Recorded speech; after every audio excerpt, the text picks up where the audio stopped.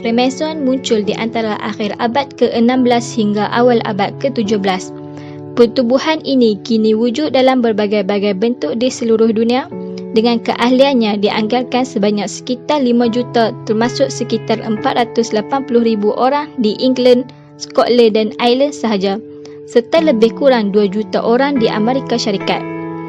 Pertubuhan Freemason yang wujud dalam pelbagai bentuk berkongsi prinsip dan pandangan moral dan metafizik yang sama. Lazimnya mereka berkongsi kepercayaan kepada satu Supreme Being. Asas unit organisasi tempatan Freemasonry adalah Lodge. The Lodge biasanya diselia dan dikawal di peringkat serantau. Biasanya serentak dengan sama ada negeri, wilayah atau sempadan negara oleh Grand Lodge atau Grand Orange. Tiada antarabangsa di seluruh dunia Lodge Grand yang menyelia semua Freemasonry. Setiap Grand Lodge adalah bebas dan mereka tidak semestinya mengenali antara satu sama lain sebagai sah. Freemason moden meluas terdiri daripada dua kumpulan periktirafan utama. Freemason biasa menegaskan bahawa jumlah kitab terbuka di rumah persinggahan bekerja, bahawa setiap ahli yang menganut kepercayaan Tuhan, bahawa tidak ada wanita dimasukkan ke wad dan perbincangan mengenai agama dan politik adalah dilarang. Sekarang, Freemason benua adalah istilah umum untuk bidang kuasa liberal yang telah membuang beberapa atau semua sekatan ini.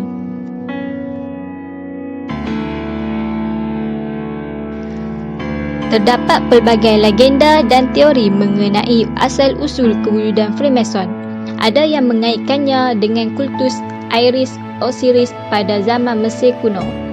Sesetengah ilmuwan Freemason berpendapat bahawa Freemason menjejak akar umbi mereka kepada pembinaan Haikal Sulaiman, King Solomon's Temple di Jerusalem pada 967 sebelum Masehi.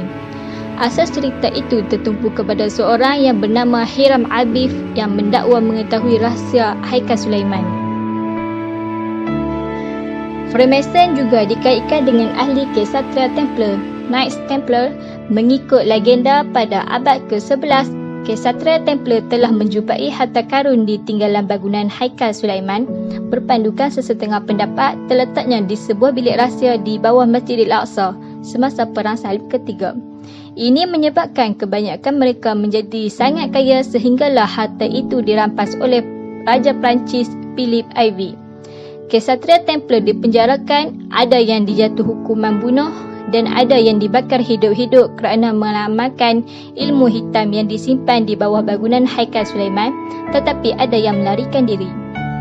Pergerakan ini menjadi sulit dan muncul kembali pada abad ke-17 di bawah nama Freemason. Tujuan penubuhan gerakan ini mulanya menjatuhkan raja-raja Eropah dan juga persediaan sebelum kemunculan Dajjal yang akan menjadi pemerintah dan raja mereka di masa akhir zaman. Albert Pipe, 1872, pula dalam bukunya Morals and Dogma of the Ancient and Accepted Scottish Rite of Masonry, berpendapat bahawa pada kurun ke-11, Ksatria Templar telah berpakat bersama ketua gereja di Konstantinopel. Pada masa itu, ketua gereja Konstantinopel daripada gereja Ortodoks Timur bersaing dengan gereja Katolik Rom. Ahli Ksatria Templar bersumpah setia untuk melindungi umat Kristian yang melawat tempat suci, manakala matlamat rahsia mereka adalah untuk membina semula Haikal Sulaiman. Binaan ini akan menjadi tempat paling suci untuk orang Kristian dan akan dapat menandingi kediaman suci gereja Katolik di Roma. Ahli Templar berselindung di bawah nama Breton Masons. Nama ini Frères Maçons dalam bahasa Perancis dieja menjadi Freemasons dalam bahasa Inggeris.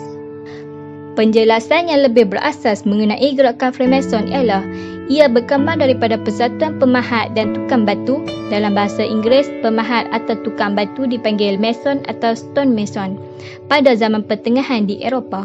Pada masa itu, mereka diambil untuk bekerja oleh raja dan pihak gereja. Terdapat dua jenis tukang batu. Satu ialah tukang batu yang memahat batu-batu biasa yang dinamakan Rock Mason. Freestone Mason pula adalah tukang batu yang memahat batu-batu yang lebih terperinci dan dengan kesenian. Mereka ini adalah golongan bebas, free dan bukan hamba kepada mana-mana tuan yang kaya. Nama Freestone Mason kemudian disingkatkan menjadi Freemason. Oleh sebab keistimewaan dan kebolehan mereka, golongan ini menubuhkan kelab atau persatuan sendiri untuk membincangkan pertukangan, kesenian dan kadar upah mereka. Salam tangan rahsia, kata-kata rahsia dan tanda-tanda lain direka untuk membezakan mereka dan tukang batu yang lain.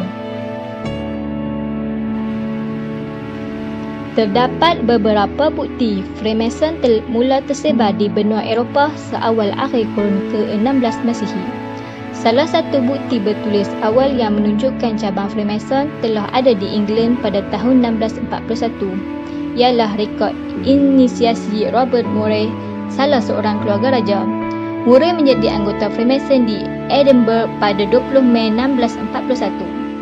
Selain itu, Elias Ashmole yang juga berdarah keluarga Raja England menulis dalam buku diarinya bahawa dia telah menjadi anggota Freemason di Lancashire pada 16 Oktober 1646. Peristiwa penting dalam perkembangan Freemason adalah pada 24 Jun 1717 dengan terdirinya Loji Besar England, Grand Lodge of England.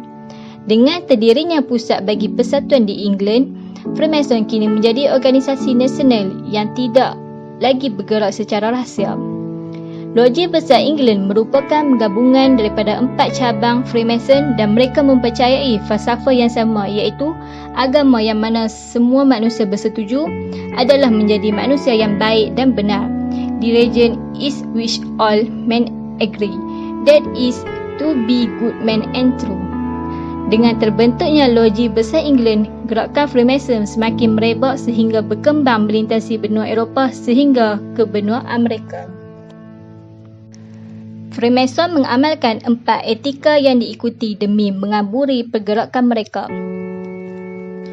Pertama, persaudaraan.